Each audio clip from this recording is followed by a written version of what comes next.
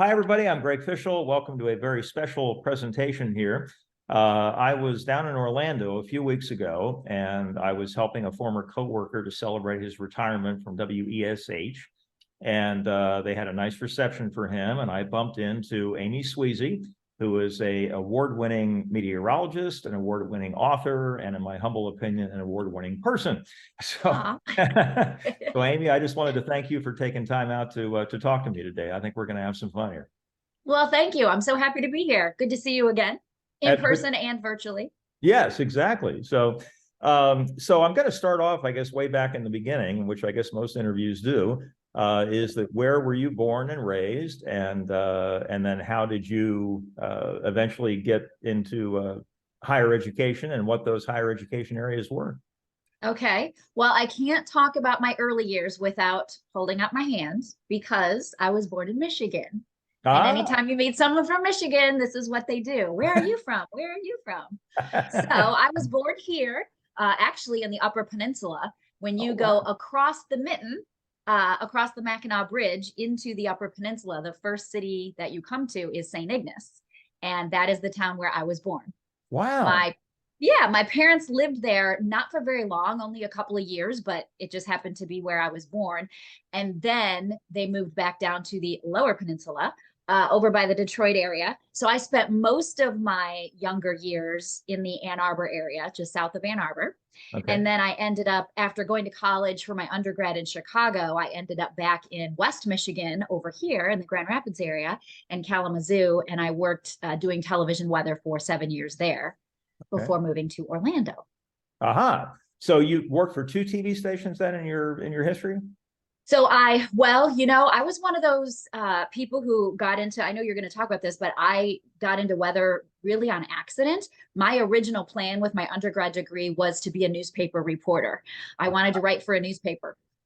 So my undergrad was from Loyola University, Chicago, did lots of writing classes, lots of speech classes, and I didn't take a television class until my senior year of college. And I was like, I never really thought about doing TV news. Maybe I'll, kind of look into that. Mm-hmm. And so then that became my goal when I graduated from college, was to get a job as a TV news reporter. Okay. But it took me 2 years because no one would hire me. They all, I went to so many interviews, so many potential bosses said, you look too young, you sound too young, you have no experience, you need to work behind the scenes. This is a terrible idea. You should be a producer. Oh, God. So I had a lot of rejection in those early years. And then what happened was I finally got a TV station to hire me and to take a chance. It was in South Bend, Indiana. And they said, okay, we will let you be a reporter once in a while if you do weekend weather for us. And I thought, oh no, but I don't know anything about the weather. But oh, sure, I would love to do the weather because, of course, finally they're giving me a job. So I actually trained with the chief meteorologist at this station in South Bend, Indiana, and he taught me how to read charts and how to read maps, and just basically enough to get myself on TV to be able to do the weekend weather in South Bend. Okay. And through the course of several months being there, I quickly realized, okay, I like this. It's way better than news. I don't have to give people bad news or shove a microphone in a mom's face who's just lost her child. I realized how awful for me news was and how awesome weather was, and I could be the person, right? So then I decided, okay, I have to go back to college. So after I was already working in news, I'm like, there's no way I want to be called a weather girl for the rest of my life. I can't be an uneducated female in this male-dominated field and not know what I'm talking about. So I knew that going back to school was not an option for me.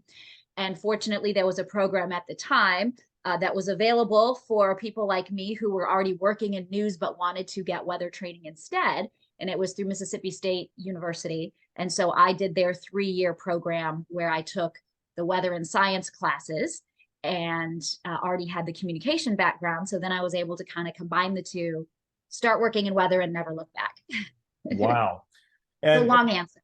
And I think, I worked with Elizabeth Gardner at WRAL, and she had a similar experience where she started off in news and then decided, this weather thing is really a lot more interesting, and she followed pretty much the same track. So you have a support Yes. group on that. Yes, I know Elizabeth. We hang out at weather conferences together a lot. We've roomed together at weather conferences before, so she's fantastic. And yes, it really gave those of us who were already working in news an opportunity to get that background, to get that training, and kind of get our foot in the door so that we could know what we were talking about when it came to weather. Right. Now you were at WESH in Orlando for what, 20 years? Yeah, Is that 18. 18? Yes. Okay. Yes. I And went from South Bend, Indiana for that first job to an actual weather job in West Michigan. I was at the CBS station in Kalamazoo for 7 years. And then in 2002, I came to WESH. So I okay. really only had 3 on-air weather jobs through working at WESH when I left in 2020. Okay. And you obviously worked with my buddy Jim Payne for a long time. So I Yes. hope hopefully you can vouch for the fact that he's a very cool guy. He is. And I'm so happy that he's retiring and, moving out west with his grandbabies. And I already saw him posting pictures that he's got horses in his front yard in Nevada. So I'm thrilled that he's had a great, successful career, but now he's moved on to his what's next. And you know what they say about horses? It makes your life more stable. I'm, Oh. I'm sorry, I had to sneak one in. So, okay, so you're at WESH all those years. You become one of the staples of that community. You're winning awards. I'm assuming that you were, compensated fairly well. I don't know the numbers, but I'll just assume it was fairly well. And you decided at some point that you just wanted to walk away from all of that and do something different. So, what led to that? It was a really tough decision. I mean, this was all I had ever known. And I even went back to school in order to do this job, to, get 2 different kinds of schooling. And so it's all I ever knew. It's all I thought deep down. Maybe that's all I can do. I think we start to believe that lie. And then, it was really the course of several years. It was a lot of back and forth. The TV business was changing a lot. The biggest thing for me was that I was working mornings. And so I woke up at 2 o'clock in the morning every day Hmm. for years. And my kids were getting older. I was missing out on a lot of their activities in the evenings because I was working at night. I was working a lot of weekends. And of course, as you know, in the TV news business, there's no such thing as a holiday. So I No. worked a lot of holidays. Hurricanes and tornadoes we had here, of course, whenever there's a watch or warning, you go into this mode of where in a hurricane, we would work 12 days straight, 12 hours on, 12 hours off. And it's a lot. That's all you eat, sleep, and breathe. And I just thought, do I want to continue doing this for, well, I don't know, 15 more years or 5 years, depending on how long before I was pushed out, because it does happen a lot to women as they age in television. And so I thought, you know what, I'm going to leave on my own terms and I'm going to figure out what else is out there. So that's what I did. Okay. And before we leave that topic, that was one thing I saw a presentation you did recently where you talked about the inequity of the fact that men aging in anchor positions seems to be encouraged and sought after, and women aging is not looked at the same way. And feel free to spill the beans on how you feel about that.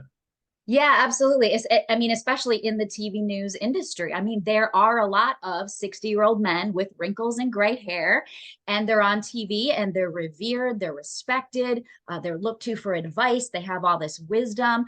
But then we don't see the same with the women. They get pushed out before they get too many wrinkles or their hair goes gray. I mean, there are a few chief meteorologists who are females in their 50s, maybe, or even 60, but not very many across the country. Mostly they're very young, and then they're pushed out once they hit a certain age, 35, 40, maybe.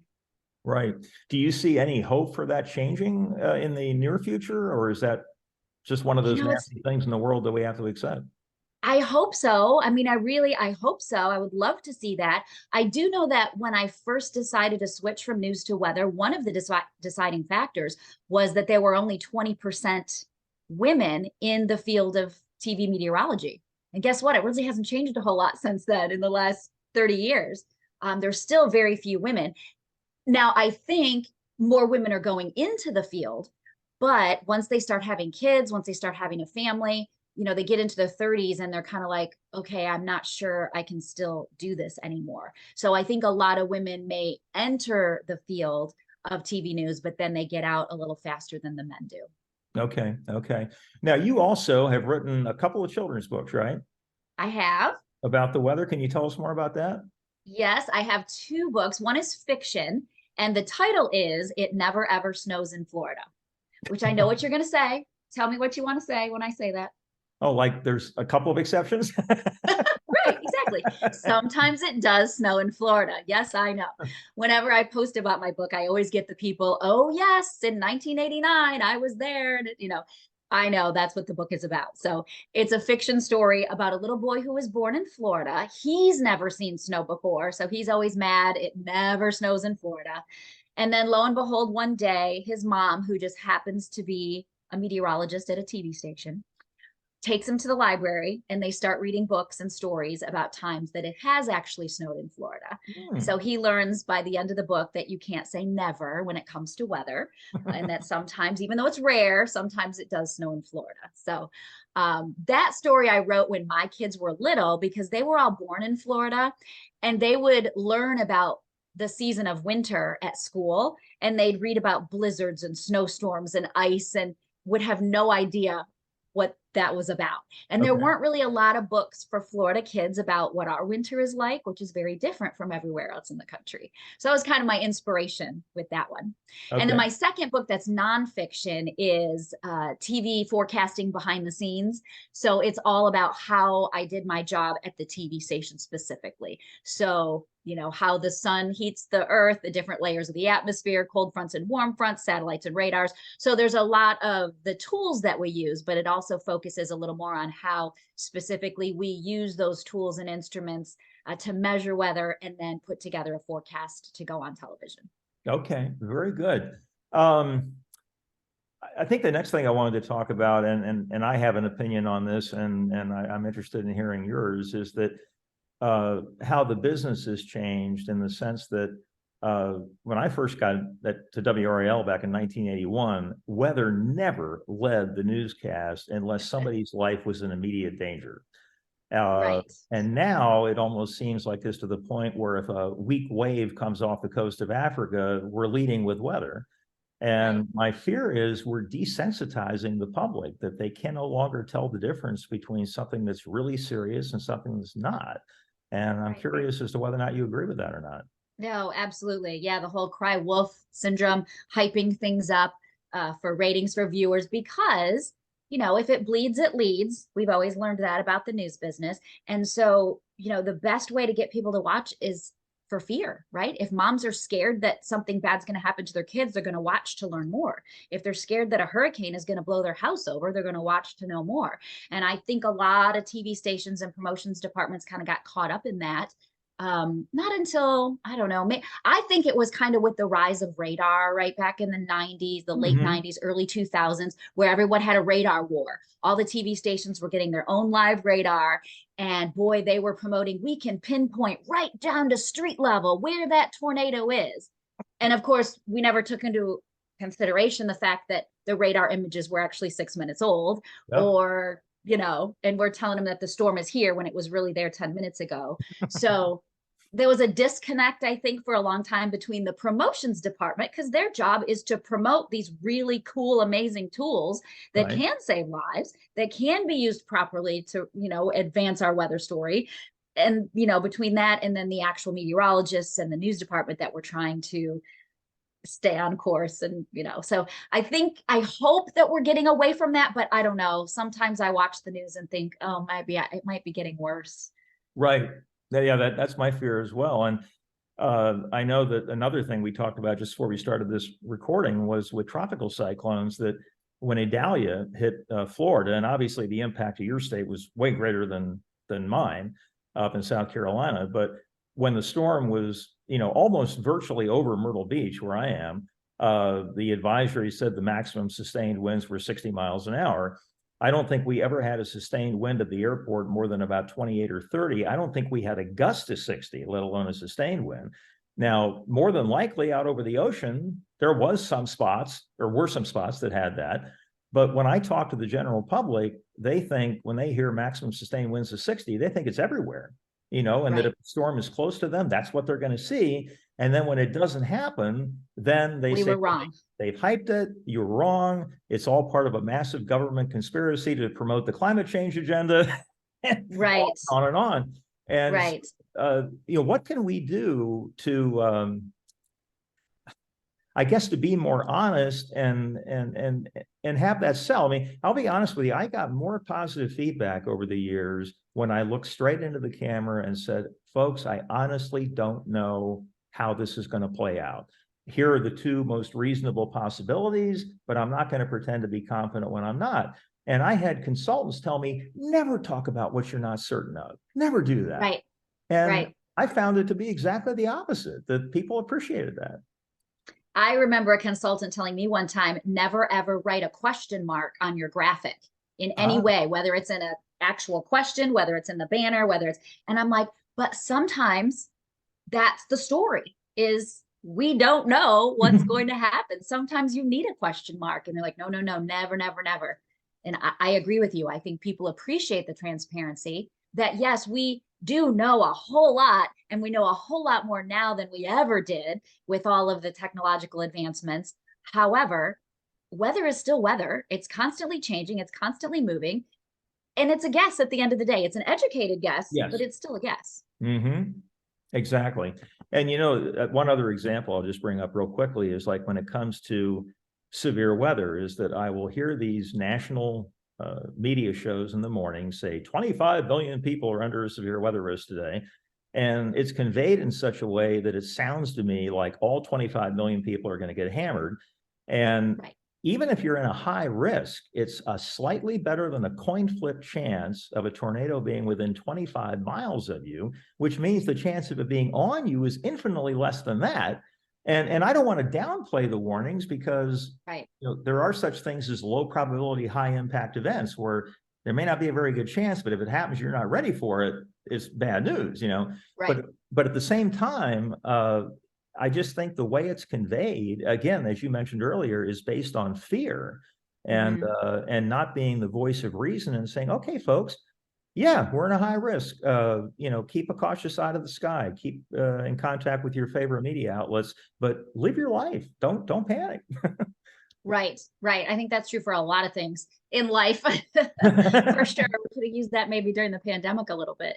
But I think when you were talking about Adalia too, we talked about this, I think, off camera at the beginning, but one of the things with, communicating the message is people will see that giant hurricane, this big on the news. And when they hear 150-mile-per-hour winds maximum in this whatever hurricane, they think it's that entire circle that's got those winds. So like when you said, when it comes through and they only get a 35 or 40-mile-per-hour gust, they're like, you guys are crazy. And so communicating is so important, but it's so difficult when, there's so many communicators. And now, of course, with the rise of TikTok, we have all of these kids that are not just kids, plenty of adults too, lots of people who are doing their own forecasts. I know you probably have heard them called meteorologists, LOL, because they get on and act like they know all this stuff about the weather, and they're just looking for clicks and likes and shares. And if their video goes viral, they make more money on YouTube. But unfortunately, a lot of that is not true, good, real information. When did we stop respecting credentials? When did it change so that the loudest voice wins? I think the rise of social media certainly helped with that a lot. The flashiest. Now, and I'll go back to, I'm an introvert, actually, even though I worked in a very extroverted job. So I like to be, I'm very introverted, but as an introvert, I have often found, I'll be the last one to speak. I might know the answer in a crowd, but I'm not going to speak up because that's just my personality. Okay. But the person with the loudest voice who speaks up, everybody suddenly is listening to them, even when their answer is so wrong or so off base or so ridiculous, but because they seem authoritative, because they're extroverted, because they're willing to speak up, people, I think, especially in the US, we tend to listen more to that voice rather than actually look for the answer that may be correct. We see it with politics a lot too, I think, right? The politicians that are the savviest and the loudest, people tend to listen to, whether they're right or not. Right, right. And speaking of that, this sort of segues into, I guess, one of the last things I wanted to ask you about. I was a climate change skeptic for 30 years, from the time I graduated from college until about 2010. And I realized one day that I was allowing, at the time, my political ideology to dictate my opinion about a science issue, and that wasn't right, that ideologies and science don't mix, you know. And I see this as only one example of the way the world is right now, is that we've forgotten that we're all Americans, that if we have constructive conversations with people of differing views, we might learn something, and God forbid, we might find out we were wrong about something. And we can't have that. And it's just the polarization, in this country right now about climate change and a lot of other issues. It scares me that are we on the brink of whatever the 21st century equivalent is of a civil war? And I don't mean to be melodramatic, but it just seems like we have a two-cult system now instead of a two-party system, and it frightens me on both sides of the fence. Mm-hmm. Yeah, it's such an us versus them mentality. You're either on my team or you're on that team, and I hate you because you're not on my team. Right. And we have lost so much. Have you ever read, I'm reading this book right now, Katharine Hayhoe, Saving Us? I am not, but I certainly am aware of her. She is a climate scientist. It's a case for hope and healing in a divided world. And so because she's a climate scientist, she talks a lot about the science, of course, and the data, but she spends a lot of time talking about the social side of it, and how when somebody is trying to prove us wrong, it brings us guilt, it brings us shame, and it makes us feel like we're bad people. And so that's why we don't want to be told that we're wrong. So we need to be right, because that makes us good people, right? And there's just this fascinating, and then she brings up all these examples, and you're just like, oh my goodness. So it's a really good book. I think the dismissive group, the people who absolutely do not believe that the climate is changing at all and humans have absolutely nothing to do with it, I don't think they're not going to like this book, first of all, but I don't think that you can talk to them. But I think all of the other, 90 million people in the world who do kind of question and wonder, these are the people I think that we need to have the conversations with. Right. And do you, oh gosh, I just had a fleeting thought. This is happening to me more and more as I get older. I understand. I'm right there with you. It'll come back to me if it's important. Yeah, hopefully. Now, I guess the last thing I wanted to ask you was, is there anything that you want to tell people about what you are doing now? Maybe things that you're available to do, et cetera? Oh, sure. Gosh, thank you for asking that. It's funny because a lot of people will say, so how's the new job? And I'm never really sure how to answer, because I have like 18 new jobs. I'm just doing so many different things. I'm freelancing and consulting and advising, and doing a little, kind of got back to my roots on the news side of things. I write for a magazine, and I do some TV shows that aren't weather related. I also do freelance for TV stations doing the weather as well, here in Orlando and also around the country. I've been in Charlotte a couple of times in the last year, helping out at one of the TV stations there. So, you have Carolina roots there. So I've been doing a little bit of everything. I've enjoyed this time because I feel like this is what I'm supposed to be doing. I'm just sort of in the process of figuring out what my what's next is. It may be this forever, a little bit of this and a little bit of that, because I pick my own hours. I don't wake up at 2 a.m. unless I agree to it ahead of time. I don't work a holiday unless I agree to it ahead of time. It's all sort of the best of everything, but I get to be around for my kids a whole lot more. Yeah. And I mean, a couple of weeks ago during Adalia, I did a live report for Good Morning Britain in the UK. I mean, I never probably would have done that in my previous life, but I was available, and they called and said, hey, we need somebody who's allowed to go on another TV station. And I'm like, hey, that's me. So it's great. I am doing some keynote speaking though. I did just do a climate talk, which is kind of why I have Catherine's book handy, because I was stealing a lot of her information. I do keynote addresses about not just climate and weather and hurricanes, but also just about life. I feel like being in this TV business for a long time, we've all learned a lot of things about life, and we can relate a lot of what we've done in our job to our life. And so I've been spending a little bit of time doing some speaking about that topic as well. So I'm loving it. I'm having a great time.